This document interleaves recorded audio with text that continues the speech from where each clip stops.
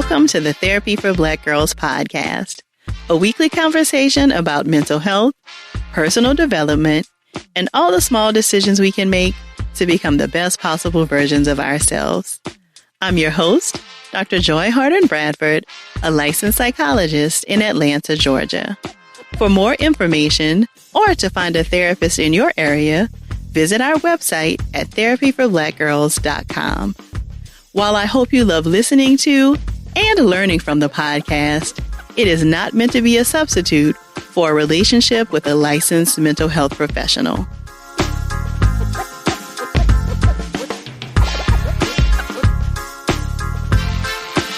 Hey y'all. Thanks so much for joining me for session 329 of the Therapy for Black Girls podcast. We'll get right into our conversation after a word from our sponsors. The reviews for Sisterhood Heals are rolling in, and I simply cannot stop smiling. At The Hot Girl Books on Instagram shared, "Finished reading this warm hug of a book last night, and wow, it made me want to hug my sister friends so bad." Sisterhood Heals is a beautiful guide on how we as Black women can use our community and friends to aid in our healing process. Thank you so much for the beautiful review. Have you grabbed your copy yet? Get one for yourself and a friend at sisterhoodheals.com. As part of Victoria's Secret journey to become one of the leading advocates for women, they are excited to announce season 3 of the original podcast. VS Voices reunites with host Amanda de Cadenet as she speaks with some of the world's most recognizable and multi-talented names, all about their experiences during the Tour 23, the reimagining of VS's signature fashion show. You can hear the new season on the iHeartRadio app, Apple Podcasts, or wherever you listen. You can count on your health insurance to be there for you when an illness or injury happens, but you may not be as covered as you think. Even with major medical coverage, there can still be out-of-pocket costs and expenses. Aflac Supplemental Insurance can help close the gap between what your health insurance covers and what it doesn't. Aflac pays cash that can be put towards medical expenses like copays, and even non-medical expenses like groceries or rent. Get help with expenses health insurance doesn't cover. Visit aflac.com to learn more. HBCUs shape the future and are a place where life-changing connections take root and grow. AT&T proudly supports HBCUs year-round. They also recognize 25 HBCU students who are change makers, celebrating them as AT&T Dream in Black Rising Future Makers and supporting their dreams. Learn more about the Rising Future Makers at attdreaminblack.com. Connecting changes everything. We're continuing to bring attention to Breast Cancer Awareness Month by sharing resources and celebrating the experiences of survivors. In session 327, we heard from breast cancer survivor Marissa Thomas.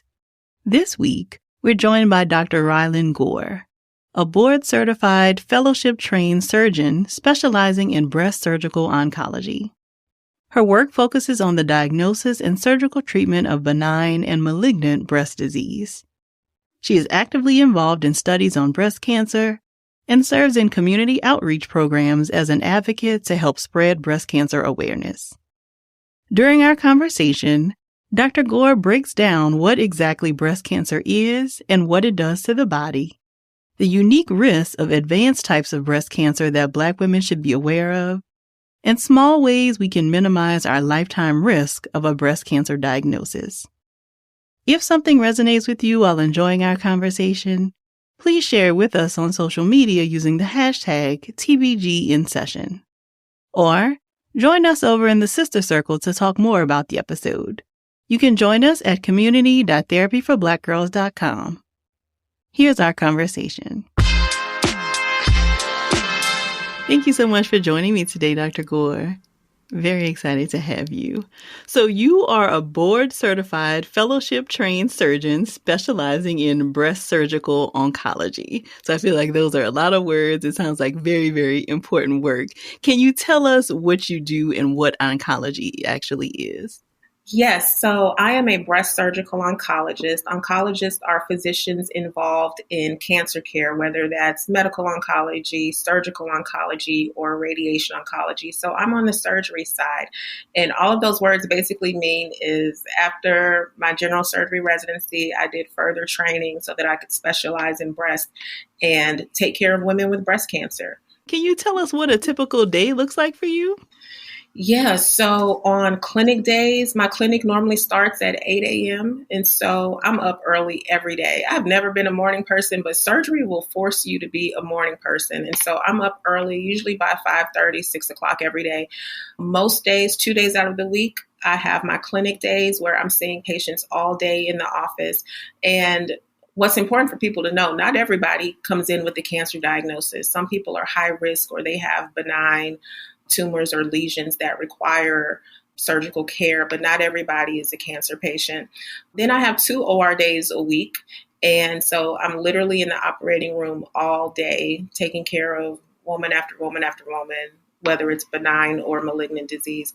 And I have a few male patients as well. So can you talk to us a little bit more about what breast cancer specifically is? What does that mean when we hear that somebody has a diagnosis of a breast cancer? That means in their breast, they've had malignant transformation of the cells in the breast. And it can be in the breast ductal cells, the cells that line the milk ducts, or in the lobules. And the lobules are the glands that create the milk, and the ducts transports milk to the nipple. Most cancers start in the milk ducts, 75 to 80% of them. And so when you have that malignant transformation, whether it's invasive or non-invasive, at that point, you have cancer. And so with most things, early detection is key, which is why I love October. I love Breast Cancer Awareness Month because I get to really hone in on the fact that early detection is what saves lives. Knowing yourself, knowing your body saves lives, and holding your family, holding yourself, holding your friends accountable, that saves lives. And so I love October. I was not aware that 75 to 80% of cancers come from the milk ducts. Can you say more about why that is? I think because there's so many of them and they all converge and go into the nipple. But I think because of the sheer number of milk ducts, that is what increases the commonality, to be completely honest with you. Got it. Okay. And so you talked about kind of knowing your body and kind of recognizing some of those signs. Can you talk to us about some of the symptoms somebody might be experiencing that would be like a prerequisite or a precursor to needing to get something checked out? Yes. So my caveat, I tell everybody, most people will not feel anything. And that's why the mammogram is so important. The overwhelming majority of cancers you cannot feel. And it's so important because mammograms can catch cancers up to 2 years before a patient can feel them. So that's really important to know. But other signs, if a patient is going to have a physical sign, the most common is the man or woman feeling a lump in their breast or underneath their arm in the armpit. I've seen patients with new weird skin dimpling, redness of the skin, any new nipple changes, whether it's nipple rashes, nipple inversion, or nipple discharge. Those are the most common signs and symptoms if a patient is going to experience something else. So Dr. Gore, you have just blown my mind because and my team is typing me notes too. We've all been taught to do a monthly breast exam and you're supposed to be feeling for stuff. And now you're saying most people won't even ever feel anything. Yeah. Wow. So most of my breast cancers, the patient is like, how could this happen to me? I didn't feel anything. Good job for getting your mammogram because most people don't feel anything. I would say 70% of my patients who come in with a breast cancer diagnosis, they had no clue that it was coming. They were just getting their annual checkup or annual mammogram. But I will say this, though, because I think it's important from an education standpoint.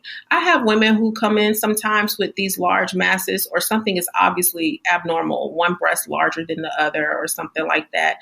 And I'm like, did you not feel this? Because I can look at you and tell something is wrong. And they're like, oh, no, I don't touch my breast. I don't do that. I don't. What? Like, it's yours. Touch it, please. Like, you need to know what's going on with your body. And some people are like, well, my breasts are super lumpy. Like, how do I know? And I feel like the more comfortable you get with knowing what your breast feels like, the easier it will be for you to pick something out. And so, yeah, most people don't feel anything, but you also have that contingent of patients who don't want to touch, don't want to know, because if something were to happen, they don't want to face it. And so there's a whole huge fear component involved with self-care, knowing your body, and things like that. That's interesting that you talk about it as like a fear of if something were to be wrong, I don't want to face it. It also feels like there may be a part, I think, even culturally around like this taboo around touching yourself. Absolutely. Absolutely. And I hear it all the time.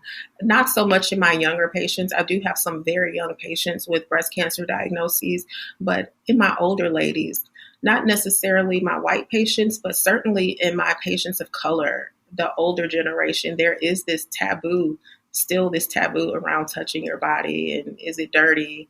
Am I wrong for doing that? Yeah. So is the recommendation still that people get their first mammogram at around the age of 40, or is it something different? Thank you for asking that. Absolutely. Start at 40. And I'm glad that the U.S. government has finally caught up with what medical societies and surgical societies have been saying for a long time. Before, they said you should start at 50, which is laughable to me, considering Black women specifically are more likely to be diagnosed with breast cancer before the age of 40.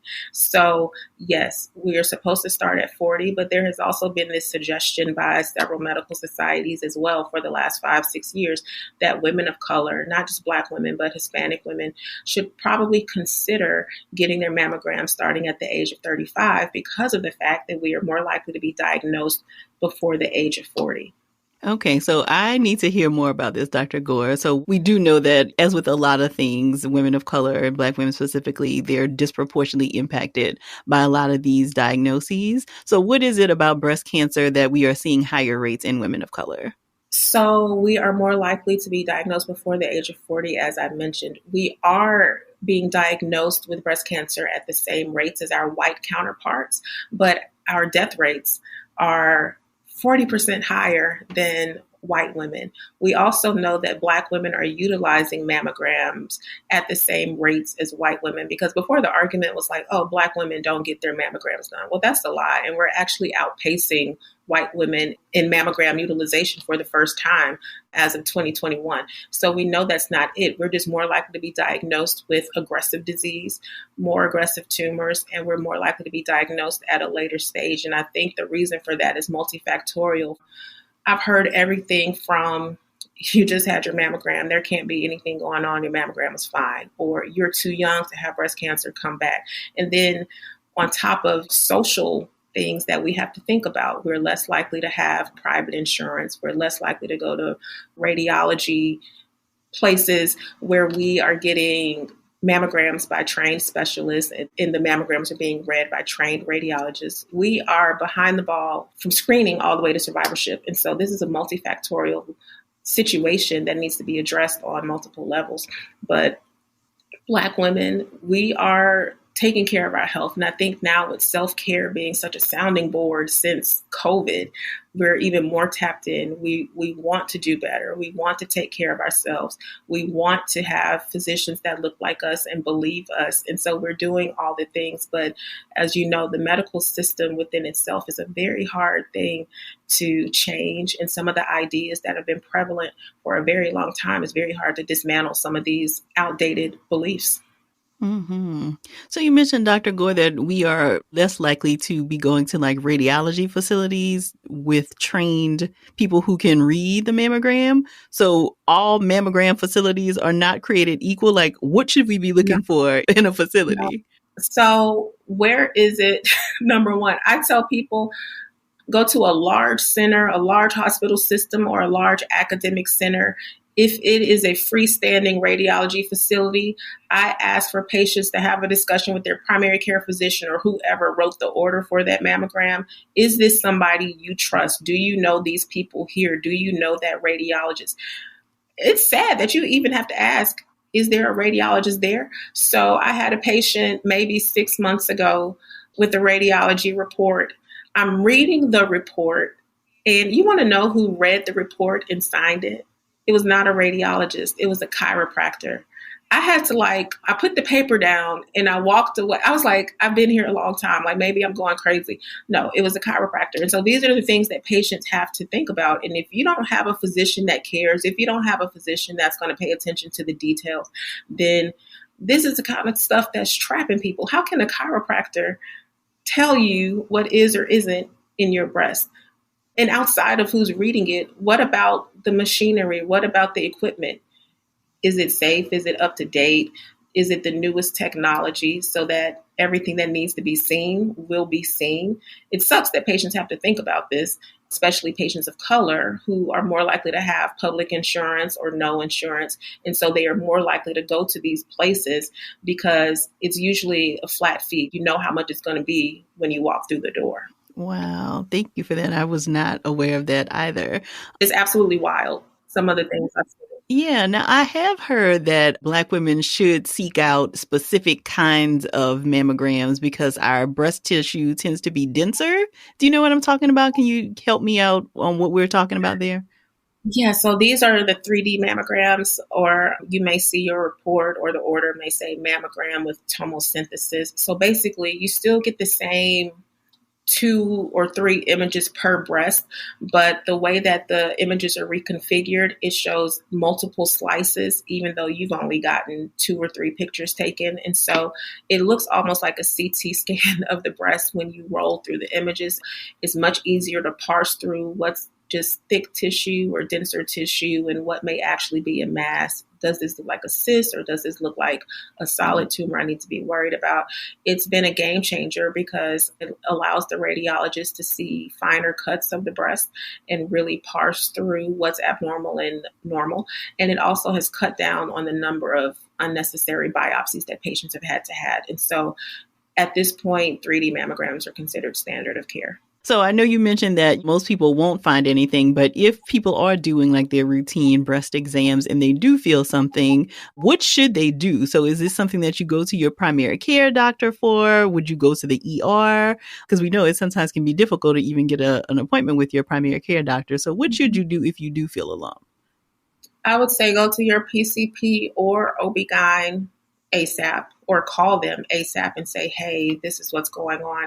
And at that point, they should order additional breast imaging for you. Even if you just got breast imaging less than a year ago, it doesn't matter. If you feel something new, then that requires a new workup. And so at this point, it's not a screening mammogram. Your mammogram should be diagnostic. And that's important because that means you get your imaging done and the radiologist reads that the same day as soon as it's done and orders additional imaging as needed. And most patients will go ahead and have an ultrasound at the same time to look and see if there's something there that the mammogram did not pick up on.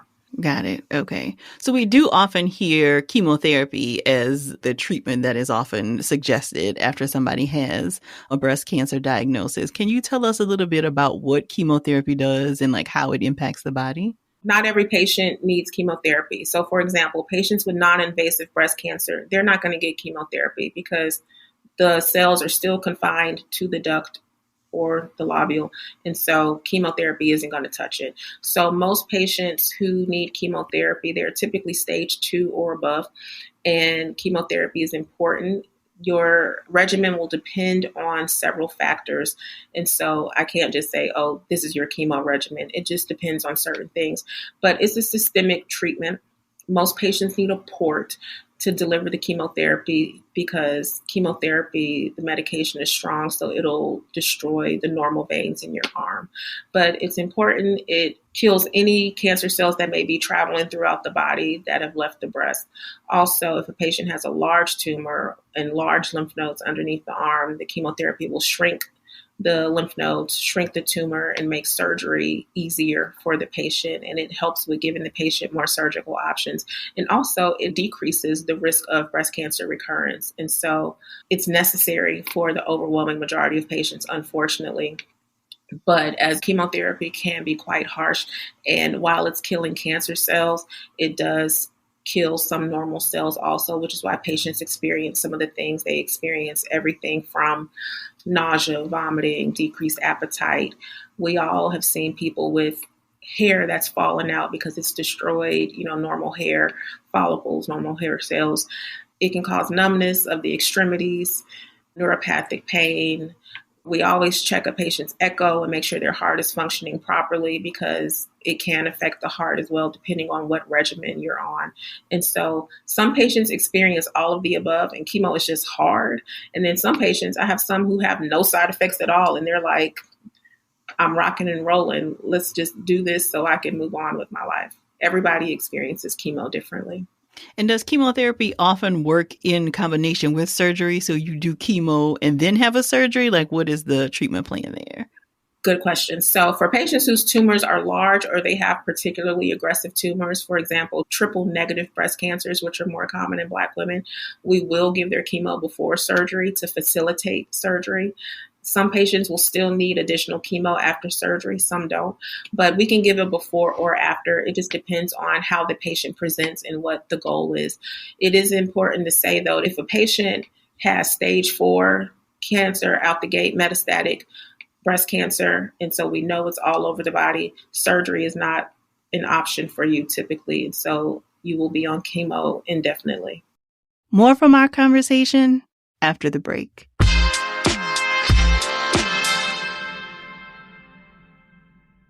Look, this is an ad. The difference is it's about AT&T's deal on the incredible new iPhone 15 Pro. And it's real. Guaranteed. That's not always the case with other ads. The view of a lifetime. Only with a pricey upgrade. Flavor you'll never forget. You will. Save on the latest trends. If you pay for a membership. Shoes that'll make you fly. They won't. A drive unlike any other. If it's your first time driving it. Breathe in to find inner peace. Then pay extra to remove the ads. At AT&T, we mean what we say. Everyone gets our best iPhone deals guaranteed. Learn how to get iPhone 15 Pro with titanium on us with eligible trade-in. Connecting changes everything. AT&T.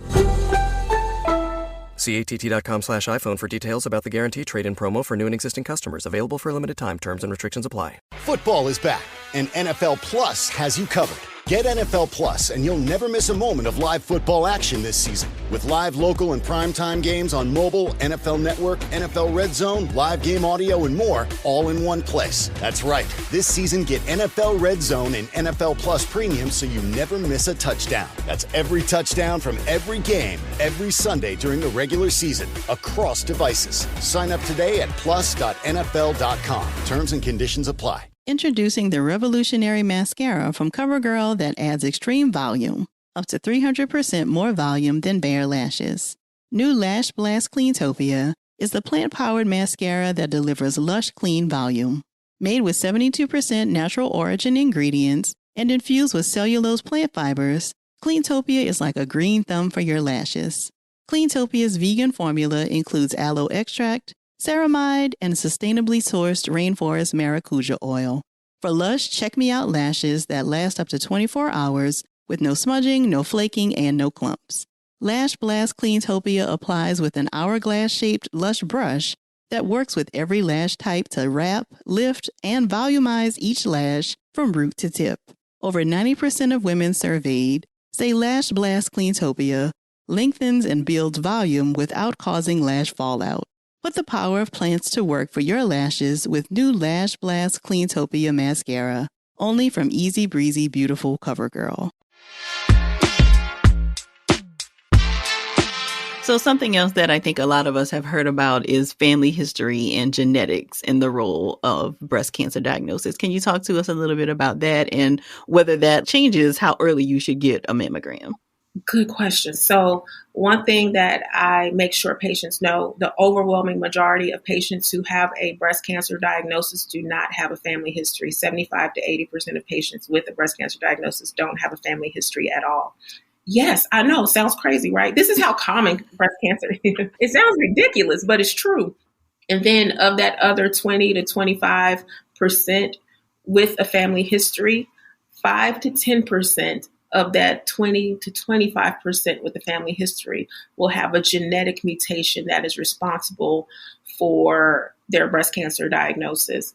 The most common breast cancer mutation or genetic mutation affiliated with breast cancer is the BRCA1 and BRCA2 genetic mutations. The Angelina Jolie gene, I remember when she came out and discussed her family history and her diagnosis, that's what she has. She's BRCA1.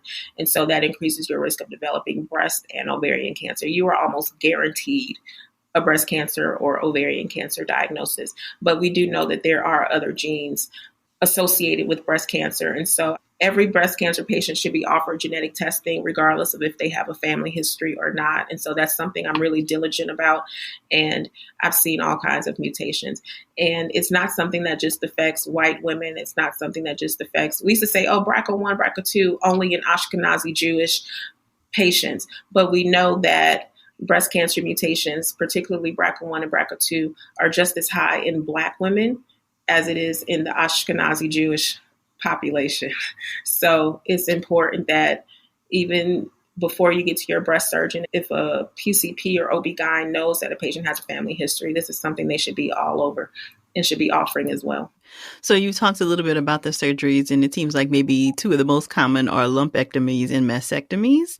Can you talk a little bit about like the difference between those two, and like what kinds of things would you need to know before making a decision about either of those?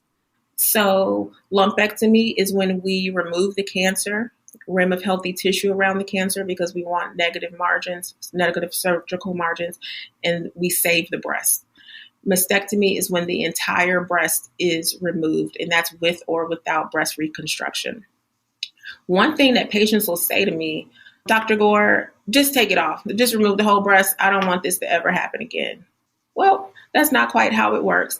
And I tell patients, when you look at the studies, when you look at all the breast cancer studies, especially the main ones that determine why we do what we do, there's no difference in disease-free survival, distant disease-free survival, or overall survival between patients who get a lumpectomy with radiation and a patient who gets a mastectomy. There's no difference between those groups. They're going to do equally well. And so I think it's important for patients to make a surgical decision that's going to work for them and what their goals are. There are some patients who feel very strongly about saving their breast. So if they have a large tumor, for example, I say, okay, since you feel really strongly about saving your breast, let's do chemo first. Let's shrink this as much as possible, and then go back to the drawing board, repeat imaging, and see where we are and go from there. And then you have patients on the other end of the spectrum who have the tiniest tumor, and they're like, I've never been attached to my breasts anyway, take them off. And even after you explain all the risks and benefits. And so people make different decisions for different reasons. If you get a lumpectomy, it is strongly recommended that you get radiation after surgery. And so there are some patients who are like, I'm not interested in radiation. I don't want to do it. And so they'll choose mastectomy for that reason. So I never try to push a patient in one direction or the other. But for patients who have particularly aggressive tumors or large tumors or tumors close to the nipple, that's when I'll say, listen, I'm offering mastectomy. And so I try not to gatekeep, and I'm really diligent about making sure the patient feels like they are a part of their care team and not just being told what to do. But there are some instances where you have to draw the line. Mm-hmm.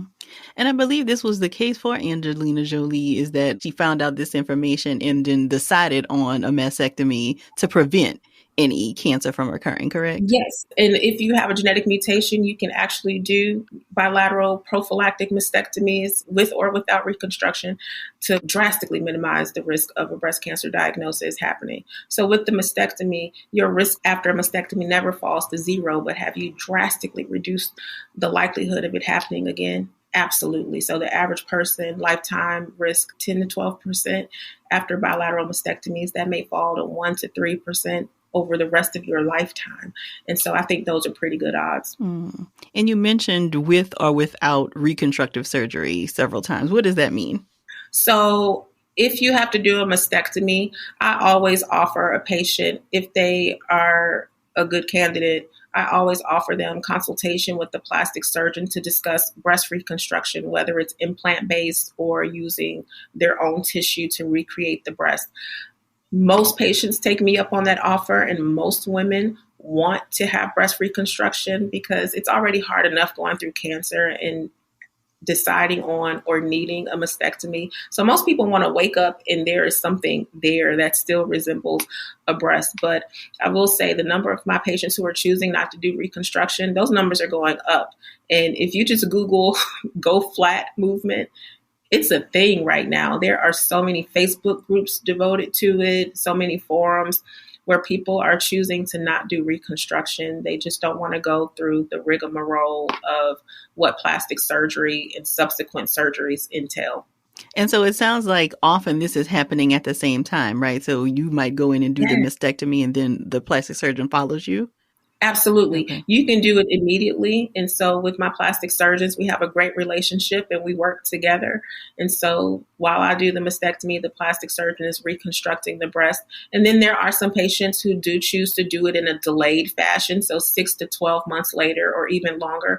And patients will choose that because for some people, dealing with the cancer alone is enough for them. They're like, let me just get through my treatments. Let me remove this cancer and get surgery for the cancer. Whatever treatments I need, whether it's chemotherapy, radiation, I want to get through all of that first. And then once that is done, then focus on the reconstruction part. So there's no wrong or right answer. You can do it in whatever order you want to do it. So we had a conversation with another physician about menopause. And one of the things she mentioned was that not having children and I believe not breastfeeding was a higher risk factor for some breast cancers or some cancers. Is that the case for breast cancer? Is there any connection there related to like having children? Being nulliparous, not having children, not breastfeeding, that will slightly increase your risk because you've increased your overall exposure to estrogen. And so that's where the risk comes from. Exposure to estrogen, increased breast cancer risk. And some of it you just can't control. Being a woman, we cannot control that. We cannot control our exposure to estrogen. But in my postmenopausal women, I feel very strongly about hormone replacement therapy. And I get it. Going through menopause, the hot flashes, the vaginal dryness, the feeling like you're crazy. It's a lot. And they don't want to go through that and they want some relief. But then you have these people who are on hormone replacement therapy for years. I mean, years uninterrupted. That will absolutely increase your breast cancer risk. And so I'm not a fan of it. And I do let my menopausal patients have it short bursts. I prefer it be 3 months or less. But if you're going to do it, you got to get your mammograms and checkups regularly also. I just have some patients who like to have it both ways. You can't be on hormone replacement therapy for 20 years and be like, I haven't had a mammogram in 5 years. Like, that's not going to work. So can we talk about medically induced menopause? Can you talk about how cancer can impact menopause development? So the issue with breast cancer and inducing menopause is for the patients who are on chemotherapy. And so, like I said, chemotherapy kills cancer cells, but it kills healthy cells also. So unfortunately, it does impact the ovaries. It can put premenopausal women into menopause. It can be a touchy thing to talk about because a lot of times, too, we still have these women who are childbearing age who haven't had the pleasure or the joy of starting a family yet. And now we're having this discussion about you might go into menopause and you might not ever regain any ovarian function. And so having conversations about family planning, allowing patients to do egg retrieval and egg preservation prior to starting chemotherapy, if that's the path they want to go down. I think these are all important conversations. I have had patients also who've had chemotherapy and it may have taken 2 or 3 years, but their ovarian function returns and then they go on to have kids and they do just fine. But it warrants a conversation. So I'm glad you brought that up because, I think that, maybe a lot of people who are enjoying our conversation will wonder about that. Is there time, like after you get a breast cancer diagnosis, to be able to explore these options like egg retrieval or other things if starting a family is something that you're interested in? Is there typically time for that? Yes. For my patients who have early breast cancers, they'll typically opt to go ahead and get surgery, get the cancer removed, and before moving on to the next treatment, because you do have time after surgery before starting chemotherapy or radiation. You have a window where it's just planning. Nothing is happening. And so during that time, most patients will go ahead. They've had a conversation with their OB-GYN or a reproductive endocrinologist beforehand after the diagnosis. And so there's that wiggle room where they can get it done and taken care of before starting any additional treatments. So, I think for a lot of people, getting this kind of news is very difficult. And I'm sure as the physician, it may be difficult for you to deliver that news. Can you talk a little bit about what kinds of things you are saying to the patient so that they feel empowered and like they understand what the process is like? I make sure that I go into so much detail. Number one, you just have to be kind and compassionate. You cannot have a patient there who's looking afraid, be like, well, got your results back. You got cancer. So I'm going to give you a minute and then we need to get it out. All right, bye. There are patients who go through things like this. I sit down with them. I'm looking them in their eye. I'm not standing over them. I'm like, so let's have a conversation about your results. And I try to start off, well, the bad news is this, but the good news is this is treatable, or the good news is XYZ. And so I try to really frame it in a way where a patient, even with the bad news, they can digest it. I don't use big words when I'm going through results with patients or when I'm explaining what's happening. I'm a drawer. And so I'll say, okay, let's take a look. This is what a lobule is. This is what a milk duct is. This is what happened. I go through the stage. I go through, okay, so this is what you can expect from surgery. This is what you can expect after surgery. Or if the cancer is too big, you know what? We have a window of opportunity here. It won't be fun, but let's shrink this tumor. Let's do chemotherapy for it. There's a way to frame things and make it digestible for the patient and make it so that they know you care. I spend a lot of time with patients. That's what I would want. Right. Yeah, the kindness and compassion. So we've already talked a little bit about, Black women and other women of color kind of being disproportionately impacted. And you're talking about, more severe mortality rates and all of these things. So we know that Black people often have a very tenuous relationship with medical professionals. What kinds of things do you think that the Black women listening to our conversation should know about how to advocate for themselves with their medical professionals? So one thing I love to do every time I have to give a talk or a lecture or whatever, especially when it's to lay people, regular people, I'll give them a list. I'll be like, okay, if this happens, these are the kind of questions you need to go to the doctor with. I'm like, take a screenshot if you need to, write it down if you need to. But I find that when patients know what to expect and they know what questions to ask, sometimes we just get caught up because it's like, I don't even know what I don't know and I don't know what to ask. Even giving them that script helps them to feel empowered. Take a buddy, especially if you know it's probably going to be bad news. Take somebody with you because then there's accountability. If your doctor is crazy, they're less likely to cut up because there's somebody else there, right? And so you have a springboard. You have somebody that can ask questions for you if you're not able to think straight. And you also have somebody that can take notes for you while you're asking the questions and just having the conversation, because sometimes it's just hard to do both. And one thing I'm a fan of, and it's just amazing to see businesses like yours, businesses like Health in Her Hue, for example, just completely thrive and take off during COVID, especially. If you don't like the way things went with your doctor, or you're getting a bad vibe, or you feel like it's very paternalistic or they're just condescending, get a second opinion. I am a big fan of second opinions and just curating a health team that works for you, where you feel supported, you feel like you can trust that person, and you feel heard. More from our conversation after the break.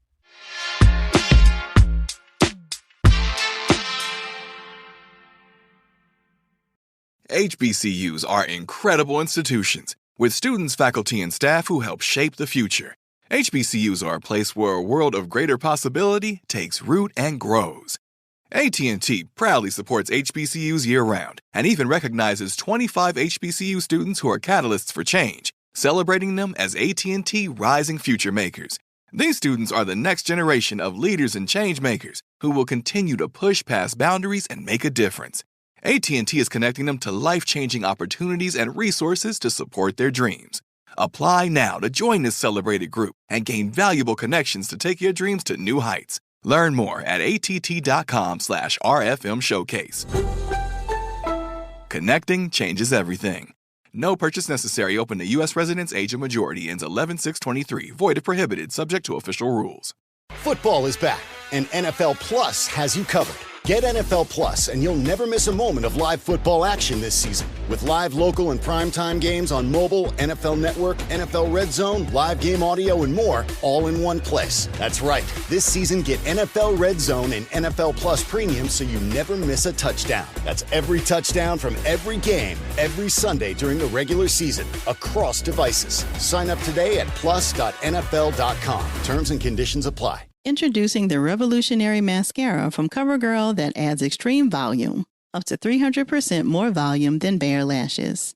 New Lash Blast Cleantopia is the plant-powered mascara that delivers lush, clean volume.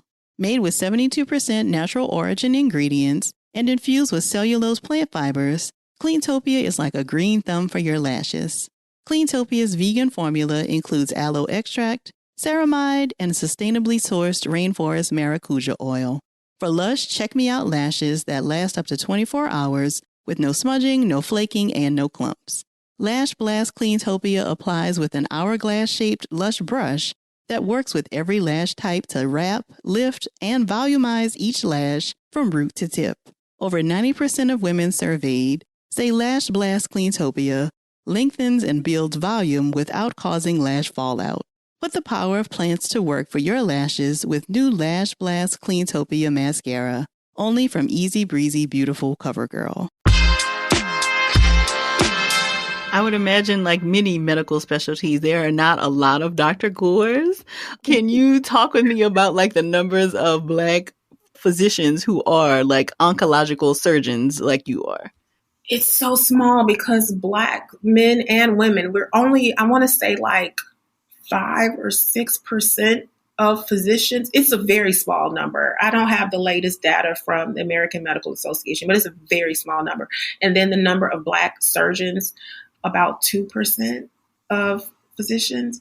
Trust me when I say a lot of the Black docs, especially surgeons, we know each other. And if you don't know somebody, then you know somebody that knows them. They're not hard to find. It's a small number. Yeah. And so even among the Black female breast surgery group, most of us know each other. Yeah.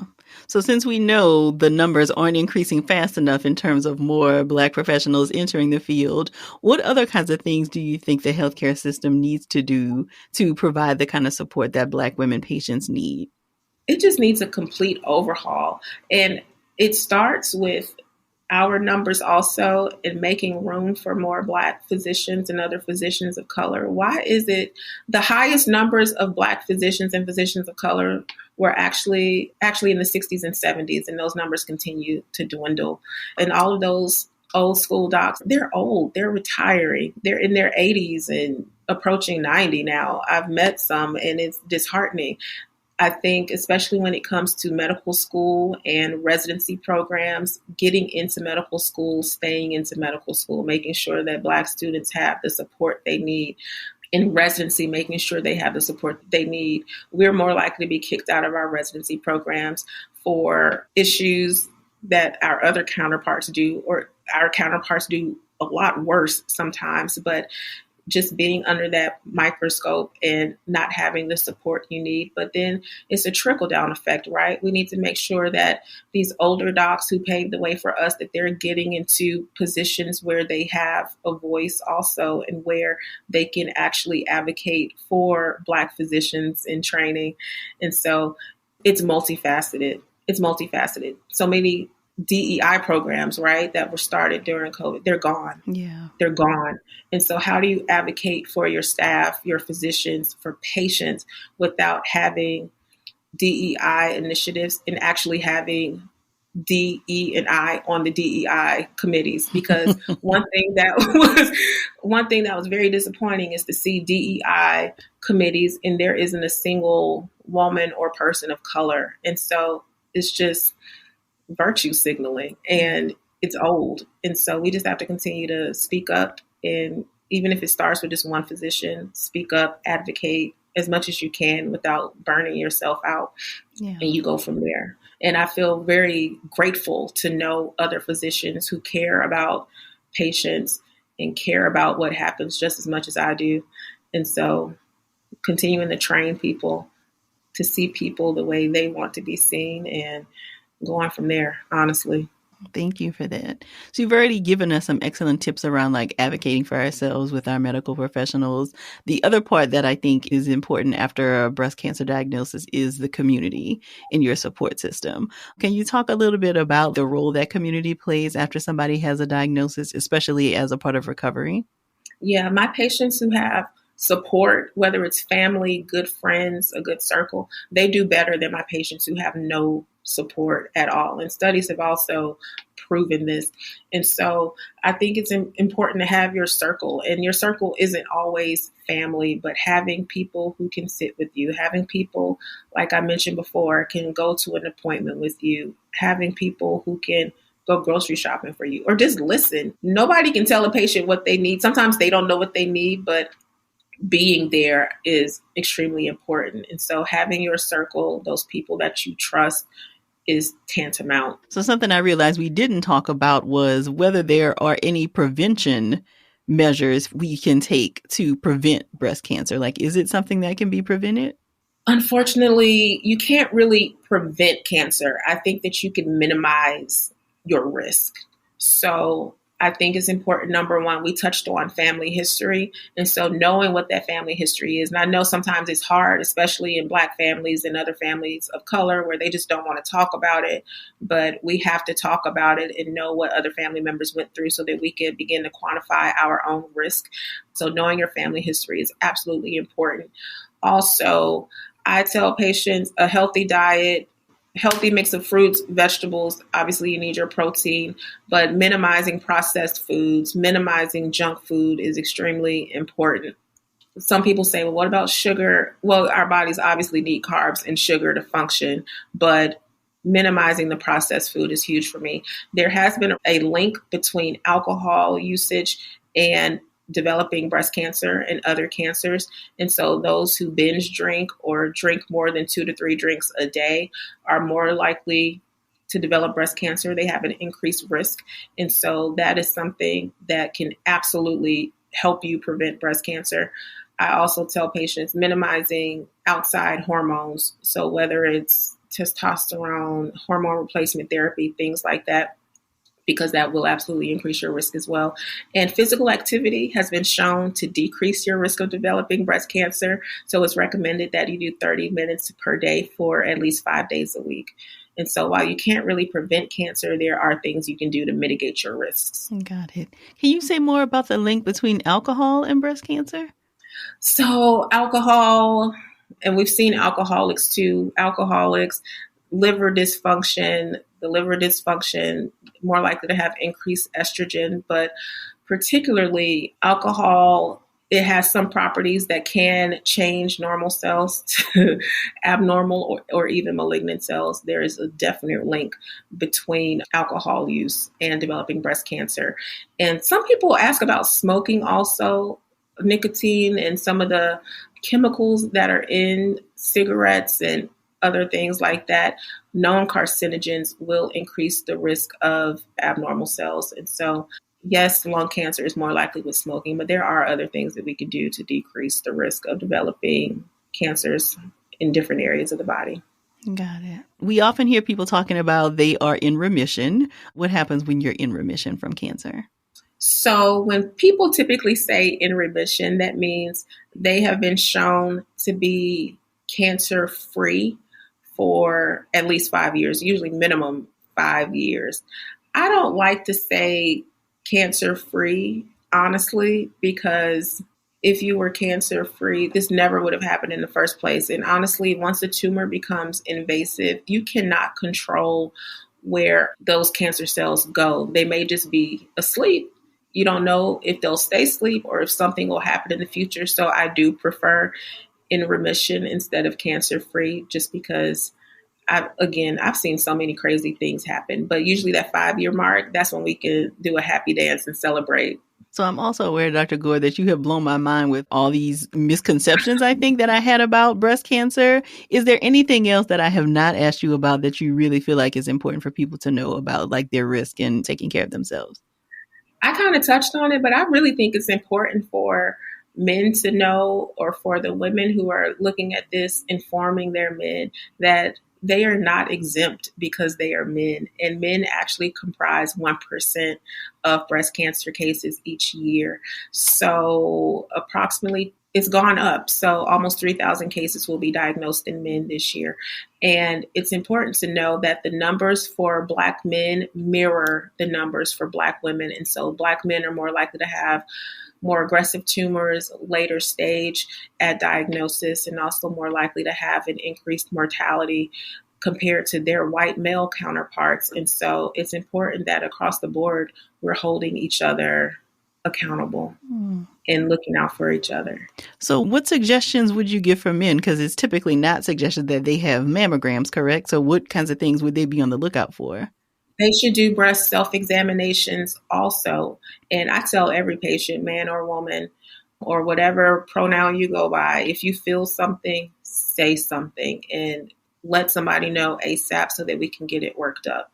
But typically, it's much easier for them to examine themselves. So to do examinations in the shower or when they're lying on the bed also. Got it. And would you say that men are more likely to feel something, or is it the same case where they often won't feel anything either? It's easier for them to feel something because there's less tissue and they get the same symptoms women get. So I had one patient, he presented with nipple discharge that would happen sporadically, like every 2 to 3 months. It ended up being cancer. So pay attention to those signs and don't ignore them. So where can we stay in touch with you, Dr. Gore? What is your website as well as any social media handles you'd like to share? Across the board on all socials, you can find me at Ryland Gore, MD, RYLAND GORE, MD. Thank you for adding that. I appreciate it. I'm so glad Dr. Gore was able to share her expertise with us today. To learn more about her and her work, visit the show notes at therapyforblackgirls.com/session329. And don't forget to text 2 of your girls right now to encourage them to check out the episode. If you're looking for a therapist in your area, check out our therapist directory at therapyforblackgirls.com/directory. And if you want to continue digging into this topic or just be in community with other sisters, come on over and join us in the Sister Circle. It's our cozy corner of the internet designed just for Black women. You can join us at community.therapyforblackgirls.com. This episode was produced by Frida Lucas, Elise Ellis, and Zaria Taylor. Editing was done by Dennison Bradford. Thank y'all so much for joining me again this week. I look forward to continuing this conversation with you all real soon. Take good care.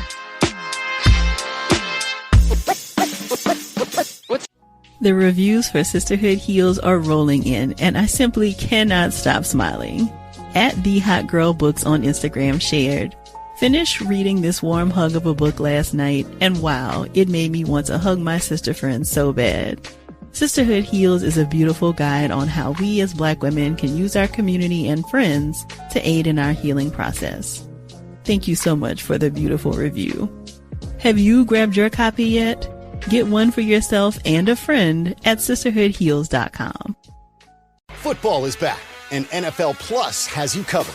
Get NFL Plus, and you'll never miss a moment of live football action this season. With live, local, and primetime games on mobile, NFL Network, NFL Red Zone, live game audio, and more, all in one place. That's right. This season, get NFL Red Zone and NFL Plus Premium so you never miss a touchdown. That's every touchdown from every game, every Sunday during the regular season, across devices. Sign up today at plus.nfl.com. Terms and conditions apply.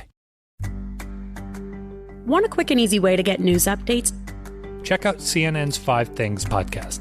CNN 5 Things keeps track of the biggest headlines all day, every day, so you don't have to. Plus, CNN 5 Things is updated throughout the day. So when you tune in, you'll have a new round of headlines. With multiple updates throughout the day, you can stay in the know wherever, whenever. Listen to CNN 5 Things on the iHeartRadio app.